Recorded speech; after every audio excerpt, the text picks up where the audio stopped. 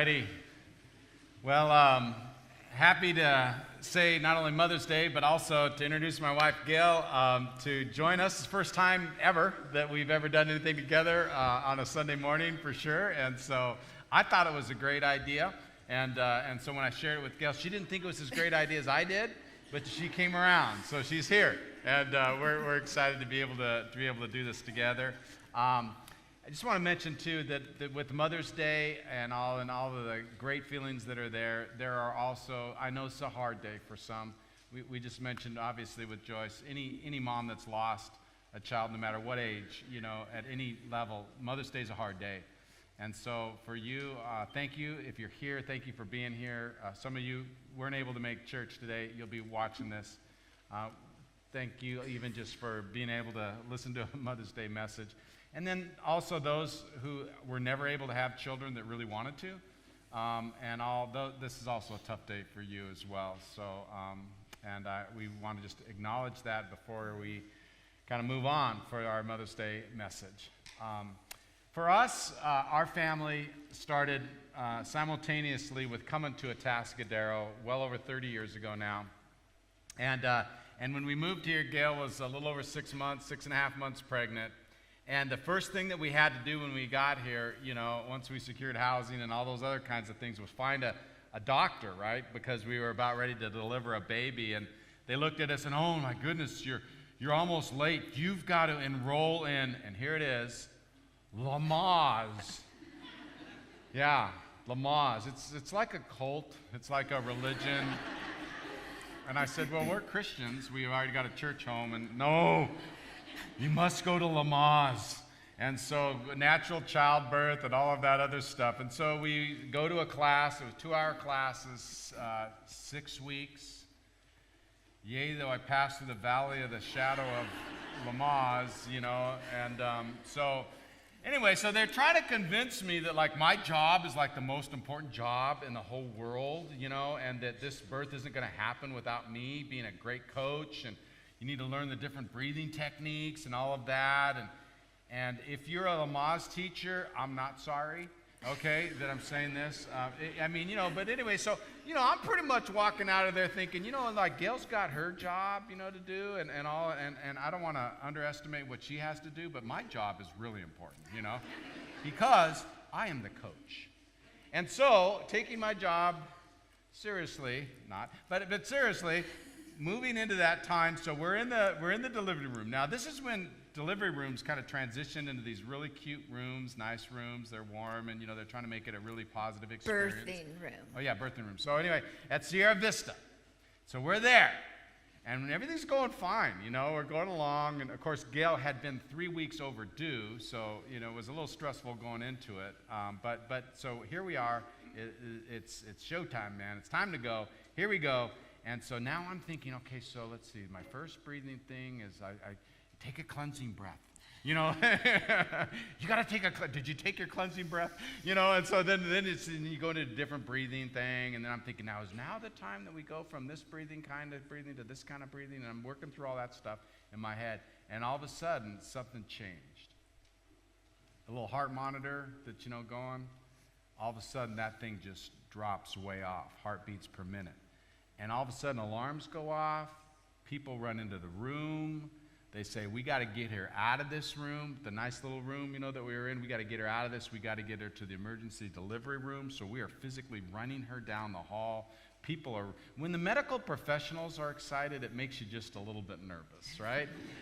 And I'll turn it over to Gail at this point. So, because she actually did do something. Yeah. Can I just say, do you see what I put up with? So they whisked me into the emergency delivery room, and it was really scary. The doctor looked at me and he said, we need to get this baby out, and it needs to be out now. And so 3 pushes later, by the grace of God, she was out. They whisked her away. So much for that skin on skin, special bonding time. She was gone. She was as blue as could be. The cord was wrapped around her neck twice.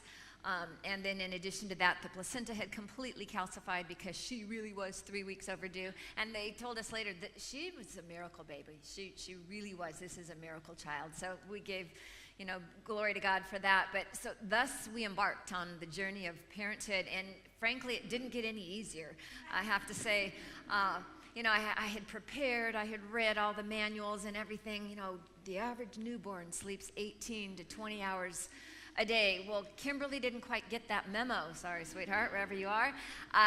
The first day we were home, 24 hours after giving birth, my mom fortunately was there, and after 10 hours of this wide-eyed child being wide awake and looking around, my mom looked at me and said, "Gail, this is not normal."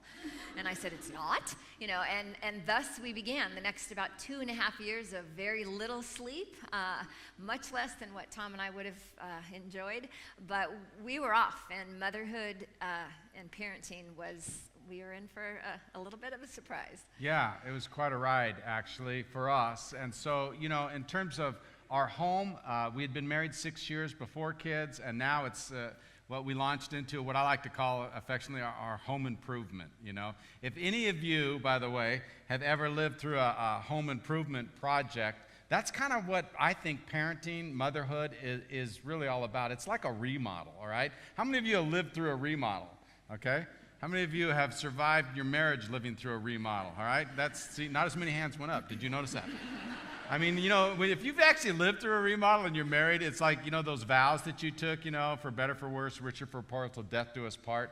Till death do us part at some point becomes a viable option, and you start thinking about that, So the reality is when we move through this process of remodeling, there's some things that we want to keep in mind, right? Because mothering is a lot like a remodel project. And with any good remodel project, if you've lived through it, one, it takes a lot longer than you thought. Ours took way longer, like 17 years to be exact. Yeah, but it went like that. Oh, yeah. It was... 2, it costs way more than what you budgeted, and that's why ours took so long. The budget was gone quickly. We weren't going to go into more debt. Took forever. 3, it is messier than you ever could have imagined. And 4, it's way harder than it looks. Motherhood, like we said, is like a huge remodeling project. All 4 of those things hold true. 1, it takes so much longer than you ever dreamed. It never ends. Once a mom, always a mom.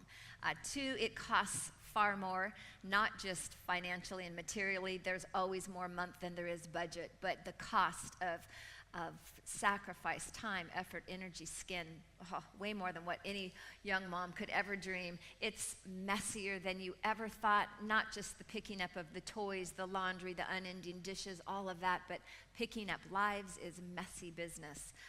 And it's way harder than what you ever imagined. After being a mom, no one ever says, "How hard can it be?" No, instead, it's more like, "Can it be any harder?"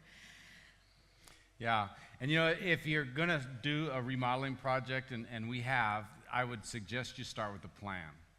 It's worth the effort to come up with a plan because it's a lot easier to follow a plan than just kind of shoot from the hip.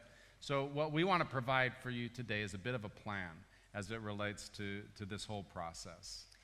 So it's good to start out with a purpose and to try and step back and have the big picture in mind. So ladies, the purpose of being a mom is life transformation. Sounds a little familiar, right? The motto, the theme of ABC. But that's what we're doing with these young lives. We are striving to lead children into becoming dedicated followers of Jesus Christ.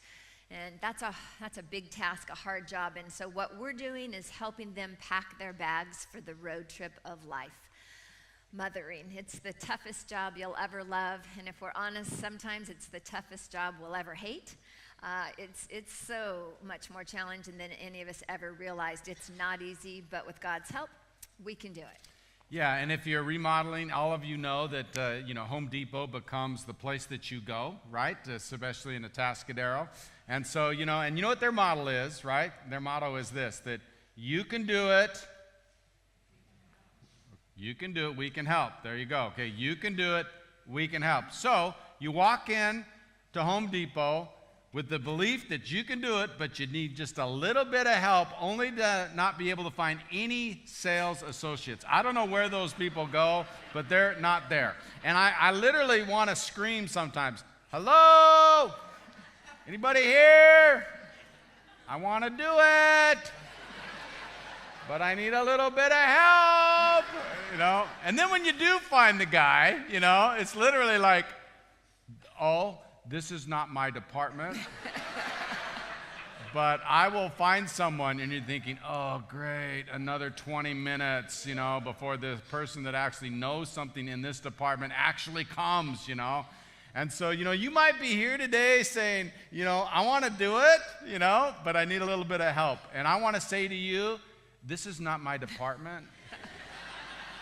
I can't help you. But I know somebody who can. Let me get you a sales associate, and this is their department. And so I talked Gail into coming today because this is her department. It really is, and she can help. No pressure there, right?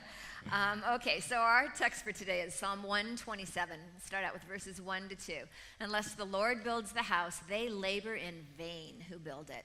Unless the Lord guards the city, the watchman keeps awake in vain. It's vain for you to rise up early, to retire late, to eat the bread of painful labors, for he gives to his beloved even in his sleep.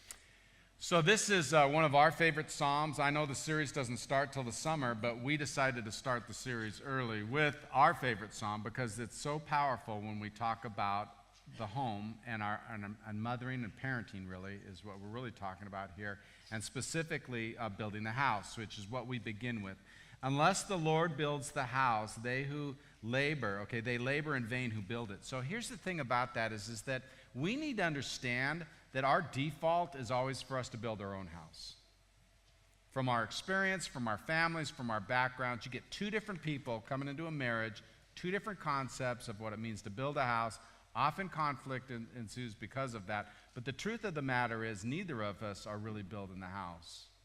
We must recognize that, in fact, the Lord wants to build our house and that he does have a blueprint. He does have a design. And so the question for us today is, who's building your house? And you need to be honest. Who is building your house? Are you building your house or is God? And it really begins by inviting Christ into your life. And if you are here today and you have not come to a place where you've invited Jesus to be your Lord and your Savior, then I would say this, that's where you begin. Because one of the things in following Christ that God teaches us is that we need to learn to die to ourselves. Paul says that, you know, that I die daily. I pick up my cross, follow after Jesus. And parenting to be effective, mothering to be effective, needs to be selfless. And one of the things that God teaches us that in our relationship with him is that we need to die to ourselves continually. So God has a role model for us, Jesus. He has principles in his word. It begins with the relationship with him, but it also goes deeper than that. It's saying, not only do I want to, you know, have my ticket to get to heaven, in other words, that I'm a Christian, but I really want to take everything that God has to say about transformation of my own life and impart that to my family, impart that to my children. So this is really important. Who's building your house? Is the Lord really building your house? And there are three components to any construction, okay, of building a home.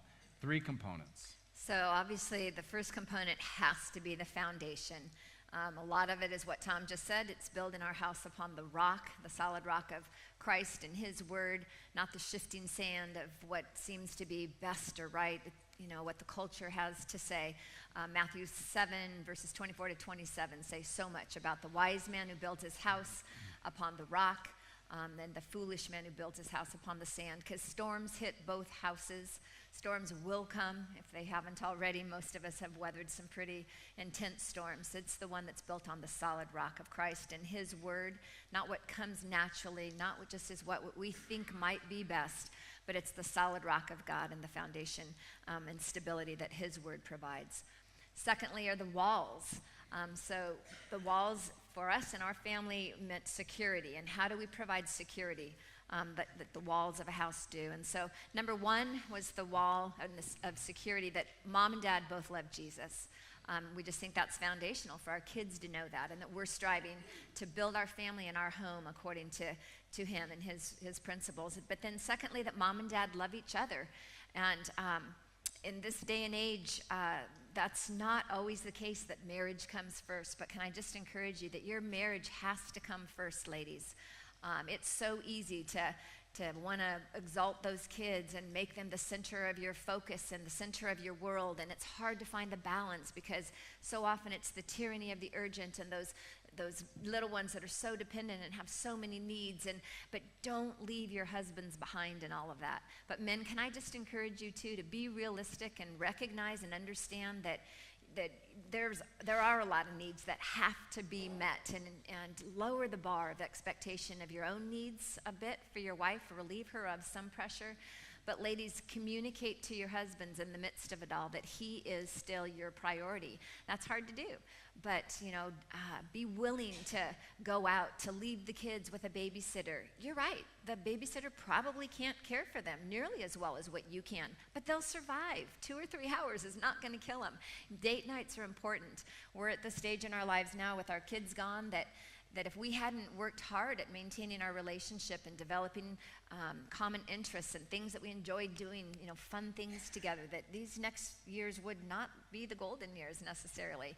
So I just encourage you, your marriage has to be your priority, and that's a little contradictory often to what the world says. And then along those same lines is don't allow your kids to become an idol. The world, the life, your home does not revolve specifically just around those kids and every little whim and desire that they may have. And trust me, I love my kids. I wanted the best for them. I poured myself into mothering, but they are not the center of the home. That's not healthy for them to have that mindset. They've got to know that God's first, your marriage, your relationship with your husband is second, and that then they come next. Yeah, and anytime we say that mommy and daddy love each other and that mommy and daddy love Jesus, for those of you who are single parents here today, it's like a knife to your heart, because it's like, oh my goodness, I would have loved that, but for whatever reason, that's not your situation.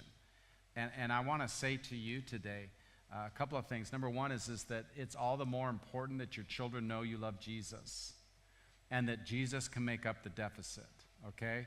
That it's not ideal, it's not the way that necessarily, you would have intended it or wanted it to go, but the fact is Jesus can make up the difference, because sometimes you need to be mommy and daddy, for that child if you're a single parent here today.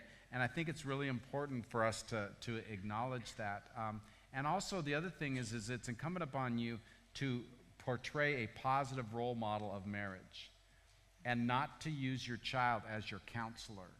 It's not fair to children, because so many parents who are experiencing real pain and trying to do this alone. And by the way, some of the greatest heroes for Gail and myself at ABC are our single parents.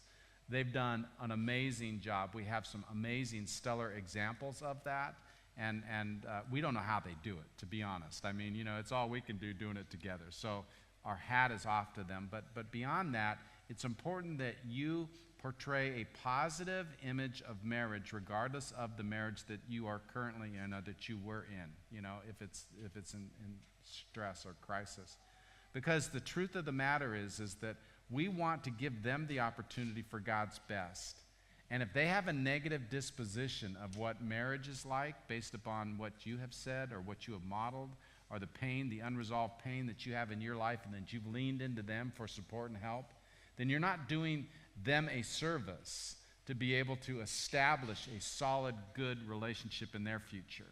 And so it's really important that you're extremely careful and honest. I don't use my children as my counselors, okay? That's what you need to, and reach out to the church. We have some amazing divorce recovery care kinds of things, and people that have been there, have gone through it. We're here to help you. You came to the right place. You can do it, and we can help. But you need to avail yourself to it, and be careful not to lean into your children. So we've got the foundation, we've got the walls. You stand up the walls, you frame the walls, stand them up and all that. Then what's the next thing you put on? You roll the joists over the top, and you put on a roof. And roof represents shelter, to try to keep the elements out. It's the idea of protecting the family. And here's something that is interesting with the energy efficiency requirements of homes. You know, back in the day, you know, houses were, you know, they were breezy inside, you know, and all of that. Windows weren't very tight, all these other things. You may have moved into an older home like we did, you know, that when it blew, you know, the wind came through and all that other stuff. You know what's interesting now, what they have found out? That in our attempt to build energy efficient homes, you know, they actually have become too efficient. They have become too tight. In fact, they actually have made people sick because there's not enough exchange of fresh air. And my concern is that I think sometimes parents, in their attempt to be energy efficient, to shelter their children, have created this environment that is so tight that it actually borderlines on moving over into becoming toxic for their children. See, our job in protecting our children isn't to completely insulate them from everything in the world. We're actually preparing them for a future, all right, where they're going to need to go out into the elements and go out into the world. So we have to be careful, and we're going to talk about that as we move through this discussion. So, but it is important in terms of protection. We had some house rules, some things that we ingrained in our children, you know, that were really non-negotiable in our house as it related to shelter. Right, so just to be practical, a few of those house rules, and if you've been to mom, sorry, this is probably a little bit of repetition. I've said it a few times, but we believed it strongly. So first and foremost was that our house was a safe place. The world can be a tough, mean place. Just wait until those kids go off to school, and they find that out all too quickly. So home is a safe place. Make it a refuge. It's not okay to pick on each other. Parents particularly have to model this. You can't speak to your kids condescendingly or cynically or you know, picking apart their faults constantly, and certainly not allow the other kids to do that. It's so easy. Kids gang up on each other if there's more than two kids, or you know, they're always can be so mean to each other. To the best of your ability, it takes so much time and effort and energy, but it's worth it. Be the referee. Make home a safe place. Secondly, we just really believed in the team concept. We are a team. We're the Farrell team. We work together, we play together, we have fun together, we stick up for each other. When anybody else lets you down, your family will come through. We were a team, and we really emphasized that.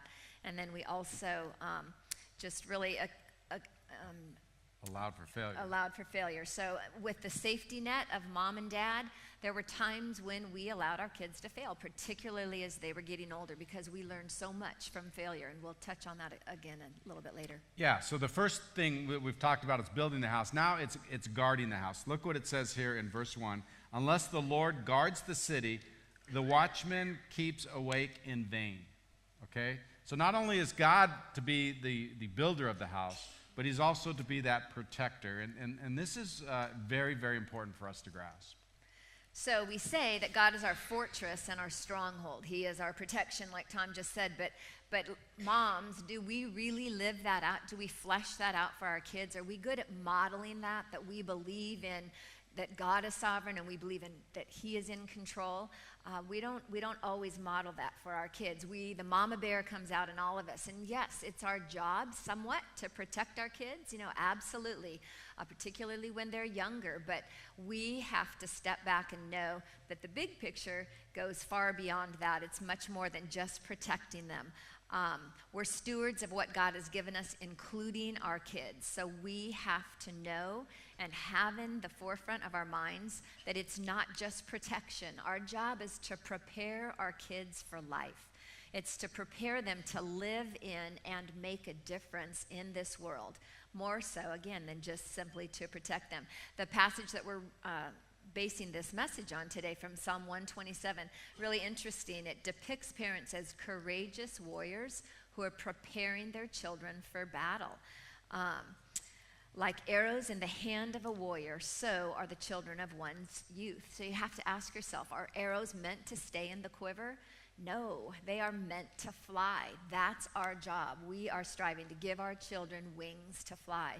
And that's sometimes scary, but if we overprotect them, we can clip those wings. So again, our job as mothers is to prepare our children to be released into this world secure, equipped to be solid adults who are going to serve the Lord and other people for the glory of Christ. And can I just say that being a helicopter parent doesn't fit with that mold. That's the tendency of this society. And I know that, the world has gotten to be a tough place. And yes, we have to use wisdom and we have to use caution. And kids just can't go out and play like they used to. But parents who are helicoptering, especially moms with that mama bear instinct who are just hovering over their kids constantly, that is actually based on fear. And it's an attempt to placate the parent's own fear by micromanaging their children's lives. The result of that, unfortunately, is raising fearful children who lack trust in a sovereign God because they've not seen that fleshed out. And I really believe that this is so important.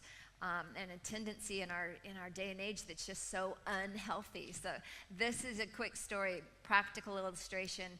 Our 3 grandkids are almost 6 and 4-year-old twins, and they're into biking and skateboards and scooters and all that kind of thing. So this past week, my daughter and I took them to the Templeton Skate Park, and we tried to choose a time when we thought there wouldn't be much traffic, but we were going to let them, venture off into the big world, and that was kind of scary, and frankly, a lot of moms wouldn't do that. I think this is one area that my daughter's great in, our daughter is great in, not overprotecting the kids, so we gave them the boundaries, don't go into the big bowls, but there's a lot of little dips in here, you can have a great time, and we're there, and everything's going good, and they're just loving life, and 2 are a little more cautious. They're building up their confidence, and then the one who's the more assertive, more aggressive one, all of a sudden, before we knew it, boom, he was in the big bowl. I don't know if it was intentional or by accident, but he crashed and burned. There's quite a bit of blood, put an end to the morning. But you know what? I was so proud, honestly, of our daughter because I didn't once hear her say as we're, wiping away the blood and packing up the rest of the kids, much to their dismay, that, oh, darn, this was a mistake. We never should have done this because somebody got a little hurt. No, it was a great day, and it encouraged adventure and risk-taking in the other 2, and maybe reined in the one who needed it a little bit. But, great example of not being a helicopter mom. I didn't know you did that. That's a little irresponsible. No, that wasn't. We're raising warriors, remember? Here's the thing that we need to remember, okay, is that we are in a world that is a spiritual battle. We have an enemy who is Satan, and we are preparing our children to do battle, okay? And when you demonstrate to your children your own fears and your own insecurities, you transmit that. So we have so many children today that are so fearful. I mean, not only in terms of adventure, but even, and I know now I'm meddling, okay, and some of you are going to leave the church because of this, but when you become a gerbophobic, I mean, when you can literally go crazy on these kinds of things, and you need to understand that some of the messages that you're sending because of your own fears are transmitting to them so that they're anything but strong and courageous. Because, when Joshua was tasked with leading the children of Israel into the promised land, Moses wasn't going to go anymore. He disqualified himself. He wasn't going to get to go. You know what he said to Joshua? He said, "Be strong and be courageous. The Lord my God, he's with you." And we need to say the same thing to our children. Look at them, demonstrate God's in control, God takes care of us, you be strong, you be courageous, don't be fearful, God's with you. Those are the kind of people that are going to make a difference in this world. That's who we're responsible to grow and overcome some of our fears and insecurities. You are not God. You can only protect them so much. Back to the sovereignty issue. So here's some things. So here's what we've observed through the years is that we really believe that at the early stages of life, okay, for children, you got to start with high control, okay, higher control parameters that gives them security, all right, and then move towards less control. But what we see happening oftentimes is because parents sometimes aren't very well equipped or whatever, the kids are kind of out of control, it's a child-centric house, all these other kinds of things, and then all of a sudden later things start going a little bit sideways in their teenage years and they go, man, we got to rein this thing in, And so then they start trying to apply greater control later in life. Exactly the opposite of what God intends. God says start with higher control, gives them security, but continually move towards giving greater release to your children. So these are practical tips we're giving you that we implemented in our home. As they got older, particularly into adolescent and early teens, we strove to give them more responsibility. We have to equip them to be decision makers. They need to make some decisions. And back to what we said earlier, even if sometimes they experience failure as a result of those experiences or decisions, don't bail them out always. Let them learn the painful process while in the security of your own home of making poor choices as well, because that's usually what we learn from the most, but greater responsibility as they get older. Yeah, I mean, if they forgot their lunch 3 times, it might be a good idea not to take them their lunch. They won't die. They'll make it home that night and learn some lessons. And we used to say sometimes when our kids would fail, oh, good. To each other, not to them. Yeah, not to them. But we would say, good. We want them to fail here, in this environment and all. Here's the other thing. You got to get good at math, all right? So if you're a mom, you really need to be good at math, moms and dads. This is important for both of you because here's the thing. What you need to do is be able to figure out a simple math equation, and that is determine, first of all, about the age they'll probably be leaving. You want to call it 18, you want to call it 19, you want to call it 20, whatever. You fix that point. And you take their current age, and then you figure out how many years until that day comes. That's the math you need to know. Because there's times when you need to say to yourself, you know what? In 6 years, they're going to be making all their own decisions. We're not going to be here.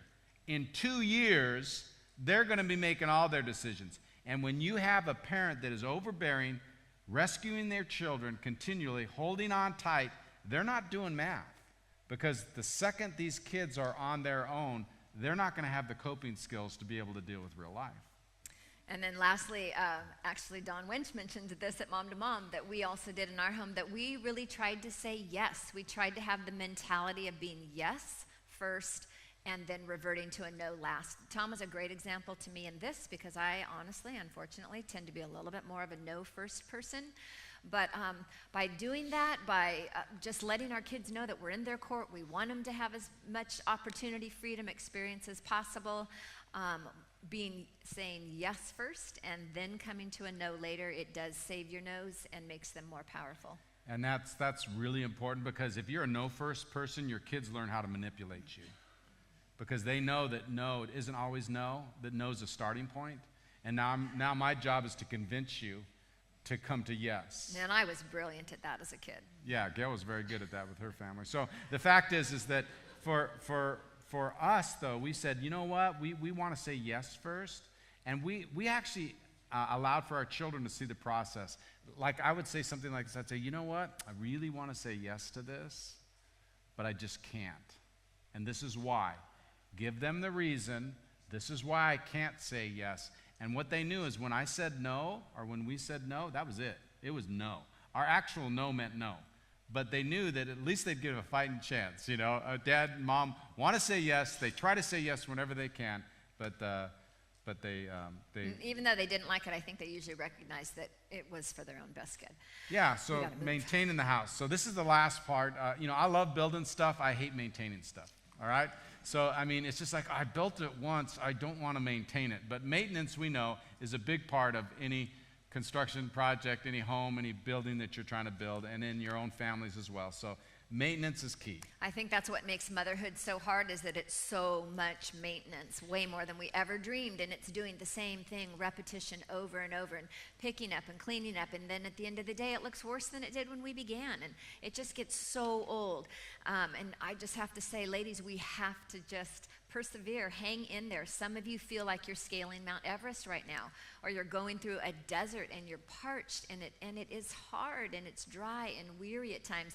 But just yesterday, Tom was wearing this shirt working around the yard, and I went, oh, that's it. This is perfect. We should have made these up a little bit more frilly and foofy and maybe in pink and handed them out this morning.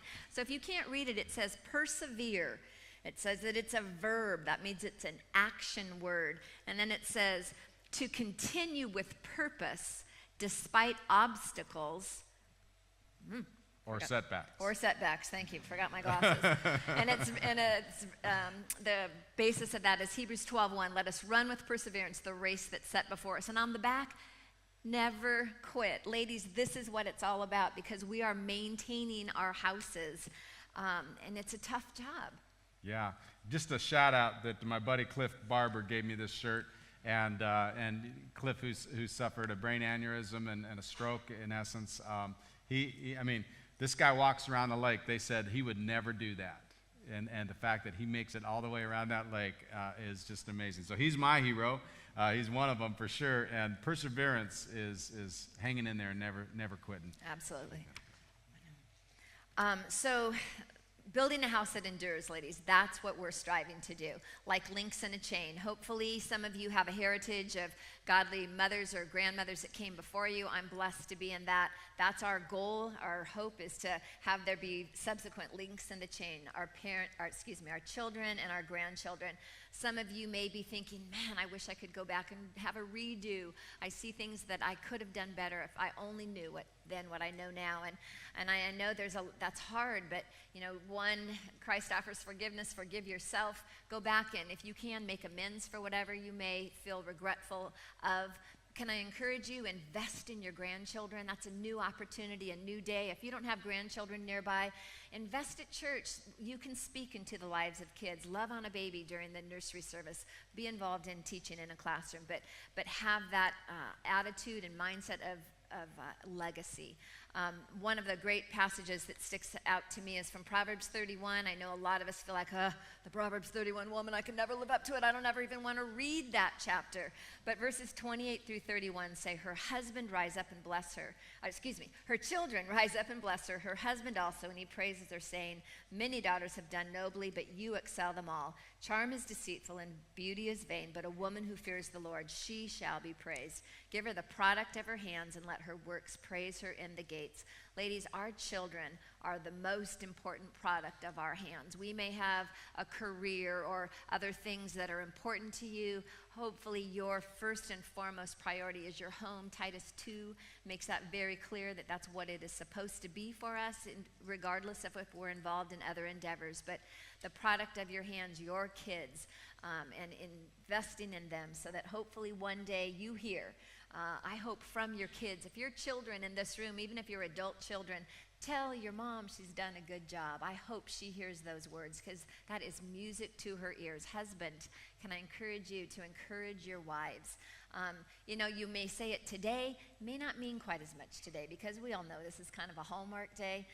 Say it throughout the course of the year when they desperately need that encouragement to keep going, to not give up, to not throw in the towel. One of the things I learned early in leadership is really, if you want to really be successful, then find really good people and invite them in. And to be honest, at ABC, we've been so blessed with amazing people, that the Lord has allowed to come here, and our staff. I mean, if people are working here, it's because they're good. I mean, they really are. And you kind of got to know where you're weak too. So I've been pretty aware of some of my weaknesses and really tried to kind of hire to some of those things to compensate for my weaknesses and those kinds of things. And one of the things I learned early on, this is for you guys, is that Gail she's really the expert in this area when it comes to our kids. She has a discernment, she has a pulse, she understands things. She's also a mirror for me. I've been told occasionally that I can be a little bit intimidating, and she has the freedom. I've given her the freedom to be able to say, hey, Tom, when you said it this way, this is how it was perceived by our children. You might want to double back, and those kinds of things. And so I, instead of taking it defensively, I said, you know what, she's a lot better at this than I am. Why would I not rely upon her heavily? It works at church. We've got great people there. It works in all the other relationships I know. Why wouldn't it work in our marriage? And that truly was a gift that Tom gave me, and I really encourage you men to, it takes humility to be willing to do that, but to really come alongside your wife and empower her. And wives, I just encourage you, boy, it's a huge responsibility, and so be seeking God's wisdom. James 1. That if any man lacks wisdom or woman lacks wisdom, let him ask of God, who gives to all men generously and without reproach. So how is your home improvement project coming, ladies? It takes longer than you ever thought. It costs more than you ever dreamed. It's way messier than you could have imagined, and it's way harder than it looks. But we can do it, and God can help. Amen. Let's pray. Lord, thank you so much for the opportunity to open a great passage in the Psalms that talks about, Lord, you are the one who builds our house, that you have a blueprint for us. You've got a design in mind, and that, Father, you are the one who guards our houses. As much as we want to protect our children, we know that ultimately they're your children. We can only do so much. And in some ways, because of our fears and insecurities, we can actually cause some degree of damage. Lord, help us to build warriors. Help us to build arrows that go into this world and that make a difference. Lord, may we come to a sense before you that, Lord, you are the loving God, creator of all things, who loves us, loves our children even more than we do, and that you have a plan, God, for us as well. God, for this Mother's Day, I just pray a blessing on moms. God, what an amazing principle, what an amazing union you have created in your sovereign wisdom, moms, and we thank you for them. And Lord, even as we give of this offering today, I just pray, God, that our ministries to families, our ability to help people in a genuine way, God, would just be able to continue to go forward. We thank you in Jesus' name. Amen.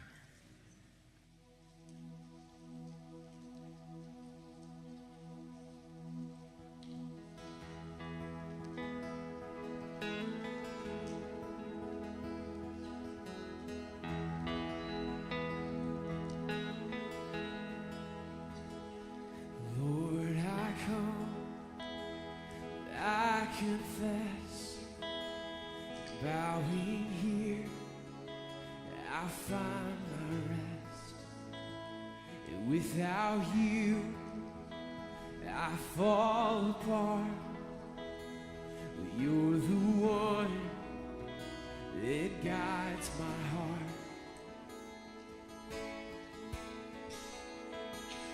Lord, I need you.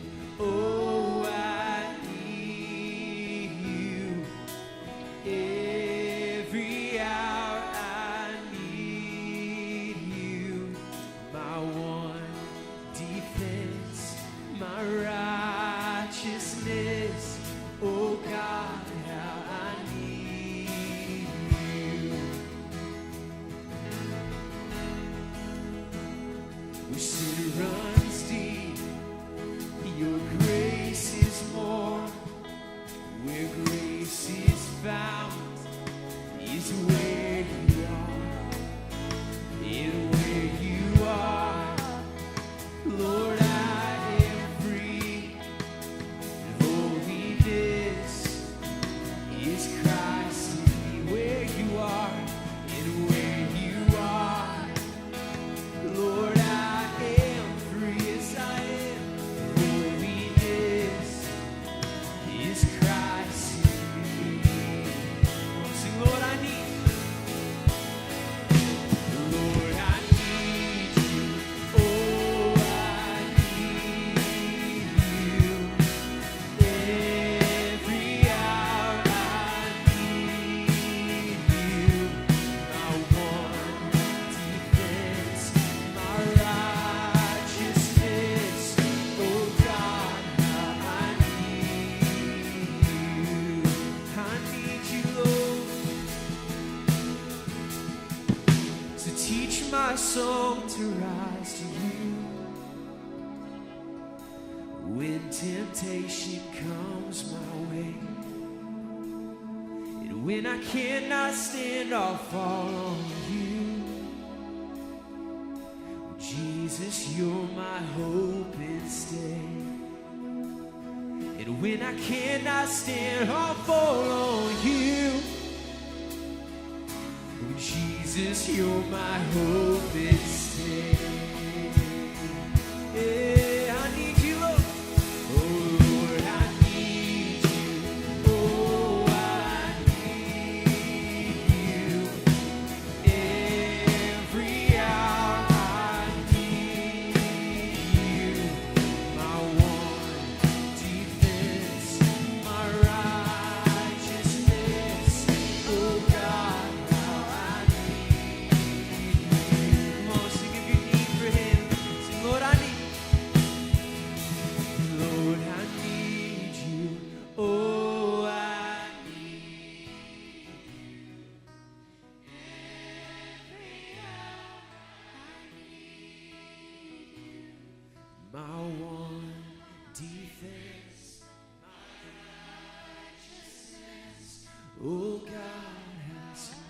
one defense. You, my one defense, and my one defense, my righteousness. Oh God, how I need you. Amazing song, you know. I need you, Lord, I need you. Every hour I need you. And for some of you moms, you know, that's literal. Every hour you need him. And if you're kind of in that season right now, you know, just to lean into him, and just by God's grace, when you're weak, he's strong. He can give you everything you need. And if you're here today, and again, a single parent here today, God can make up the difference, okay? God can make the difference. Lean into him, and God bless you. Happy Mother's Day. God bless.